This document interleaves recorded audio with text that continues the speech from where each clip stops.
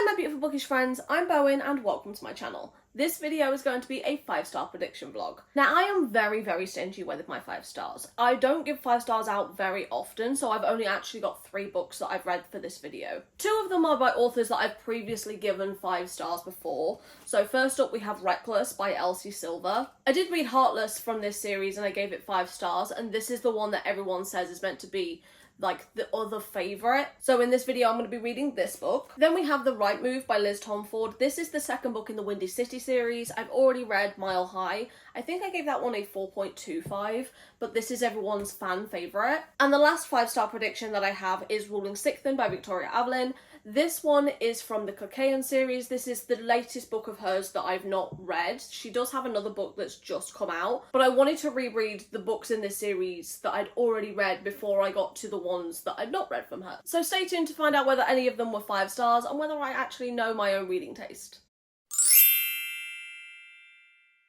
So it is currently 10 AM on February 14th, which means it is Valentine's Day today. Now, last year on Valentine's Day, I spent it reading Heartless by Elsie Silver, which was an absolute fantastic choice on my part because I got to spend Valentine's Day with Daddy Cade, and I am so not mad about this decision. So I figured this year it only makes sense for me to pick up Reckless by Elsie Silver. This is one I've been putting off for the longest fucking time because I already know that both of the characters in this I absolutely fucking adore. This book follows Theo and Winter, and Winter is the sister of the main character from book 1, and Theo is a bull rider who also works with the male main character from book 1. I think with this series you probably should read it in order. Like, you don't have to, but you get a lot more out of it if you do. So this is book 4 in the series, and I already love both of these main characters. So I honestly think I'm going to absolutely eat this shit up.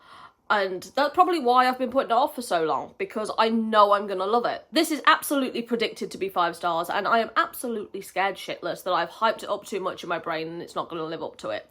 Especially because Reckless and Heartless are people's, like, favourites in the series. Like, I don't think I've hyped up Hopeless, which is book 5, as much as I've hyped up this one. So I have this, I have my tabs. I can't decide whether or not this cover is orange or pink. I think my brain keeps telling me it's orange because I resent the colour pink so much. I've got such a vendetta against the colour pink for literally no reason. She says currently wearing a fuzzy pyjama top that does match the book. So I've done the tabs as like both pink and orange. So I have my book, I have my tabs, I have my cup of tea. What a perfect way to spend Valentine's Day. I'm on chapter 1. Chapter fucking 1. I already want to fucking cry. The strained relationship between Summer and Winter, the sisters in this book, is just absolutely kicking my fucking ass. I'm going to sob today. I'm going to sob like a little bitch at this book. I've not got to any part that Theo is in. I am literally on chapter 1. I'm unwell. I'm not okay. I don't know how I'm going to cope throughout this entire book if this is me wanting to cry on chapter fucking 1. Send help. So I'm actually quite a lot further into Reckless. I'm like that far of the way through, but because I like to make things really fucking difficult for myself, I've only technically annotated the first half of it because I'm reading it on my Kindle, so I still have all of this where I've annotated it on my Kindle. I just have to transfer the annotations into the physical copy. Because again, I just like to make things difficult for myself. But I am absolutely eating this shit up. I honestly do think that this is going to be 5 stars, but I think this one is a very personal 5 star as opposed to like an objective 5 star, because out of all of the Chestnut Springs women, I am Winter, Winter is me. Like, I know that I come across on the outside a lot more like Summer with the whole happy-go-lucky, sunshiny type of personality, but my internal monologue is Winter all the fucking way. Like, I have the same brand of trust issues, I have the same brand of mommy issues, which is why I love Theo as much as I do, because I see so much of myself in Winter. Like, if someone's been, like, overly nice to me, my instant gut reaction is, what do you want? No, fuck, seriously, what the fuck do you want? So I get it. Like, I really fucking get it. She has a hard time letting people in, and Theo just keeps showing up for her and defending her, and he is so down bad for her. Even when she snipes at him, because he kind of loves it when she snipes at him, it very much gives stop being so mean to me or I swear to God I'm gonna fall in love with you. I love it so much. Winter is kind of used to people treating her like shit and just leaving. She needs desperately someone to be able to love her when she is at her worst. She thinks that everyone hates her and she thinks everyone thinks that she's a bitch because she's not bright and sunshiny like her sister. She's like the cold ice queen antagonistic one. I think even without meaning to, it ends up being like a self-fulfilling prophecy.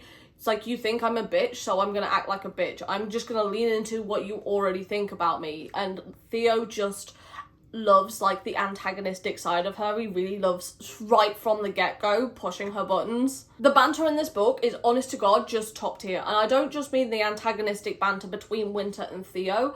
I mean like the banter between the brothers and the friends and everyone in this book. It's just so funny. I can go from wanting to cry one sentence to absolutely busting a gut laughing the next. And seeing the relationship between Summer and Winter grow and develop, absolutely, I don't know whether it breaks my heart or fixes it, but it makes me feel all the feelings and I don't know what to do about them. I think this book fully has the capacity to put me into a reading slump because of how much I'm loving it. So I don't know what I'm gonna do when I finish it other than rock backwards and forwards in a corner.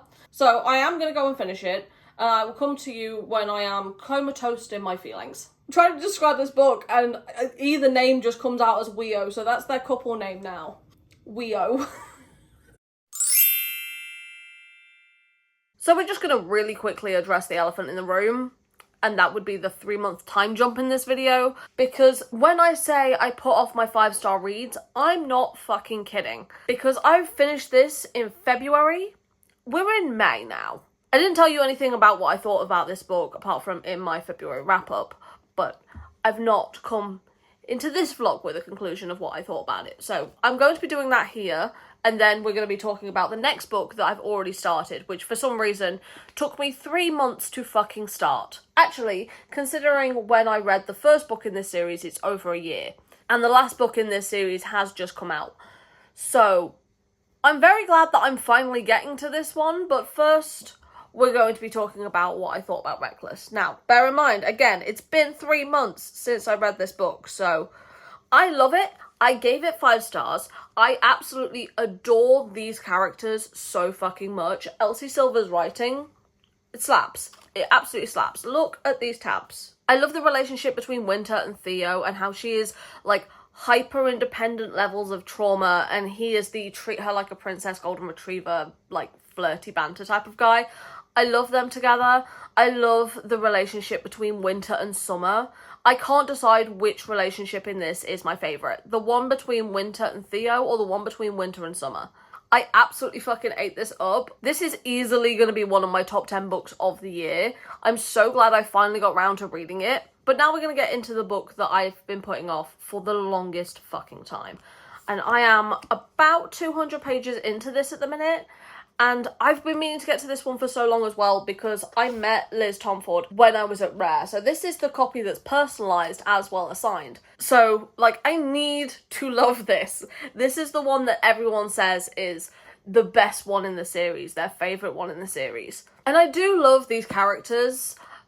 Indy is the definition of I'm just a girl, but like in the best fucking way possible. She reads romance novels, she loves iced coffee. She's like the generic textbook basic white girl. But that is her charm, and I love that about her. She's very a social person. Like, she doesn't know how to be alone. She's never really been alone before. But when she catches her boyfriend of 6 years cheating on her, she moves out of their place and she ends up staying in like hotels for a lot of the time because she's a flight attendant. She works with Stevie from book 1. So she's kind of used to staying in hotels, but she does kind of want a home base. And Stevie says, I've moved out of my brother's place, why don't you move in with him instead? So her and Ryan end up moving in together. Ryan is a very focused, very closed off kind of guy. Keeps everything at a distance, but he absolutely loves his sister. And he will do anything to make his sister happy. And Stevie doesn't really have many friends because a lot of the people that she was friends with were friends with her to try and get to him. So he sees it as he is the reason why she doesn't have many friends. So the one friend that she does have, he is going to help take care of her to make his sister happy. But he is such an acts of service king. Honestly, like, she doesn't like hot coffee, so he makes her a cup of coffee and then puts it in the fridge for her to cool down. He is the kind of guy that, like, locks the door so she can't get out, so he is the one that opens her door. Which kind of sounds a little stalkery, but it's also a little gentlemanly. It just depends on how it's received.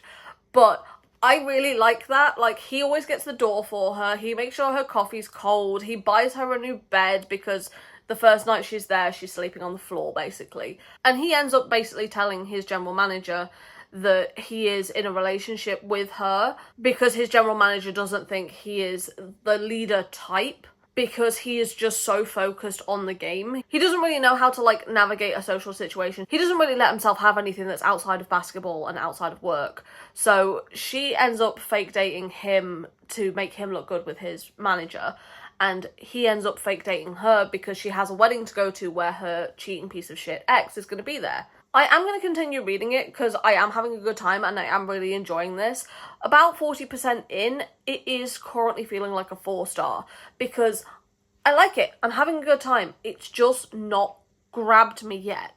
I understand why everyone else loves this though, and why everyone loves Ryan Shea, because he is very much the opposite of Xander's in book 1, whereas Xander's was very much the playboy.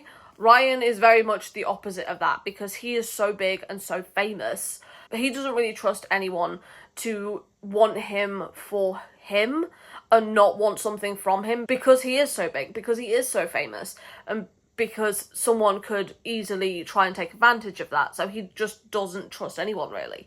He trusts his sister, and that's it. He trusts his sister. That's about it. But he does grow and care for Indy. And I love the nickname that he gives for her as well. Because I've said it before and I'll say it again. I love a nickname that is based on their actual name.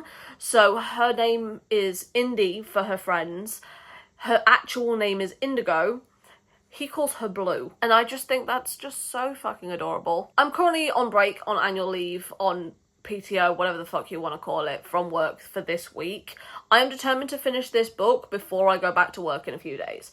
So, I am going to get my nails done today. I'm going to get my hair done tomorrow. And I am going to finish this book. And then hopefully I'll get back to you with more thoughts, more feelings, a final update. Who knows? The fact that this video is 3 books long and is taking me 4 months is taking the piss. Get it together. So I obviously went and got my hair did. I just got a colour refresh because my roots were coming through. Got it cut and styled a little bit.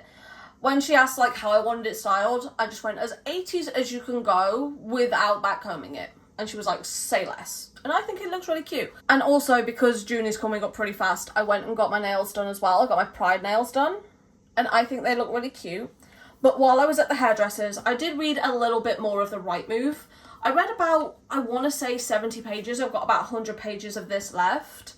And up until this point, I've been kind of disconnected from it. Like, it's good, I'm enjoying it, I'm having a good time, but I wasn't, like, invested in it, if you know what I mean.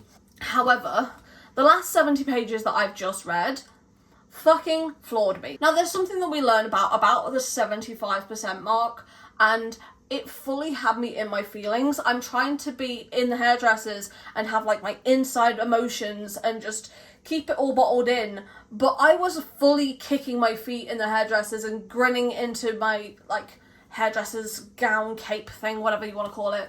And I don't want to give any spoilers, but the fact that he refers to it as the bare minimum, I know the bar is in hell, but like, if that's the bare minimum, what does he do to go above and beyond? Because what the fuck, my guy? I fully swooned at that. I'm not going to lie. Like, all the other little things we love for him, but that in particular, oh. Also, as a random little side note, you know how at the start of this video, I said I don't like pink, and I have a vendetta against the colour pink? I did buy this tumbler that is a baby pink, which I very easily could have got a different colour, but I thought this was really cute, and I feel like this is the tumbler that Indy puts her iced coffee in. So when I say I hate pink, it's apparently, like, this pink that is an absolute no, or this pink, but this is very cutesy and adorable and I love it. To be honest, this is like the second tumbler that I've purchased this year. I've never really had one before, and the one that I bought was from Tesco's, which is like the supermarket here, but it doesn't fit in the cup holder of my car. And honestly, that's the only thing I fucking want it for. I've not actually tested if this fits in the cup holder of my car. I really bloody hope so. But I'm going to make myself some dinner, put some hydration in my new tumbler, and I'm going to finish my book, and I will get back to you once I've finished. So it's been a minute since I last updated you, and I finished The Right Move. I gave it a 4.75 star just because it was slow to get going, but once I was in, oh my god, I was in. I fucking love this. I love this more than Mile High. I just feel like Mile High dragged on a little bit too long, whereas this was paced a lot better. I'm very much looking forward to getting to the rest of the books in this series. I have the next 2 books in the series on audio, so I'm hoping that I will get to these a lot sooner than I got to this one. So I'm hoping to continue this series in more of a timely fashion. That is not who I am as a person. I don't know why I say these things, but we're gonna pretend for 5 seconds that I'm optimistic. And now I got to one of my most anticipated reads, which is Ruling Sixth by Victoria Avellone. I finally caught up with my reread of this series, and now I'm on to the newer books of hers that I've not read yet, so I'm really looking forward to getting to a little bit more of this one. I'm about halfway through. This is one of the ones that I got signed and personalised, and it's water damage, which broke my fucking heart, but I am loving this so much. This one is a lot more political leaning than the other books in the series, so with this series in particular, you do have to read them in order. They do carry on from one another. He is such an emo king, quite literally, and it just makes my emo heart so fucking happy. The things he says to her are not very nice, and he stalks her, and he also holds her captive-ish, but like, I do kind of love him. I don't want to say too much about how Sophia came to be the human in this kingdom, because you do kind of need to read Resisting Maxu before you read this one in order to get the context for that. She's like the quiet type of badass. She just stands up for herself, and she just is so strong and powerful, but not like an in-your-face powerful. She's just not gonna take anyone's shit. I love that. I fully respect that, and I am having such a good time with this book. I had such a good time rereading this series. I am so glad I finally get to read this one, because oh my god, it's so good. There's just something about this author's writing that just fucking slaps. And I wasn't gonna bring up like the way I look, because I normally don't do that in videos because it just doesn't make sense for me, but oh my fucking god, the heat in the UK this week is absolutely fucking stifling. It did not come to fuck around. It is 27 degrees inside my house. Inside, that's 80 degrees Fahrenheit inside. It is just not anywhere where you can just be and be comfortable, other than standing in a cold shower, and I cannot justify standing in a cold shower for the entire day, no matter how much I want to. I mean, the bright side is I have book mail, so we're going to open this book mail together just for some joy from the heat, because I need some joy in my life right now, because I just simply cannot use my brain or my words, as is evident from this. But I bought To Catch a Firefly. I read this earlier this year, and oh my fucking god, I love this book. I love this book so much. This is probably one of the only like shirtless man covers that I prefer to the discreet one. The discreet one's fine, but I just love this. I love this book. If you've not read it, chef's kiss. 5 stars. This is 5 stars. It's fucking beautiful. If you've not read it, go do that. And then, what else did I get? Oh, spot stickers, obviously, and a nail file set. Yeah. But yay for book mail. Yay for a book that I'm really enjoying. One of my most anticipated reads that I was planning on getting to last year, but I just never got round to it, so I'm glad I'm getting to it this year. So I'm going to get back to this book because it is the only thing bringing me joy in this miserable fucking heat. I like the sunshine. I really do. but like, in moderation. This is not moderation. What in the fuck is this? I don't know if you can see that, but it is just gone 4:10 in the AM, and my house is 25 degrees Celsius. That is oppressive. So I finally managed to finish Ruling Sixth End, which I gave a 4.75 star. I absolutely fucking eat up this series every single time. It's not my favourite one in the series, but it is definitely up there. If you love a grumpy, broody main character, this is the one. Like I said, this one is a lot more political leaning than the other ones in the series. And while I don't really care for that all that much, it does make me very intrigued to find out what's going to happen in the next book in this series, which I will be picking up very soon, I hope. But as we've established from this video and how fucking long it took me to film, I have a tendency to put off books that I think I'm going to love. But I'm so happy I did finally manage to get to these 3 books that I've been putting off for the longest fucking time. And it turns out I do know my own taste, because they were all either a 4.75 or a 5 star. Which I absolutely love that shit for me. So if you managed to get this far into the video, then leave me the clock emoji in the comments down below, since this took me so fucking long to film. Why did this take me 4 months? There is absolutely no rhyme or reason to it. And also leave me your last 5-star read in the comments down below as well. But for now, thank you so much for stopping by. It has been lovely having you here, and I hope to see you in another video coming very soon. Bye.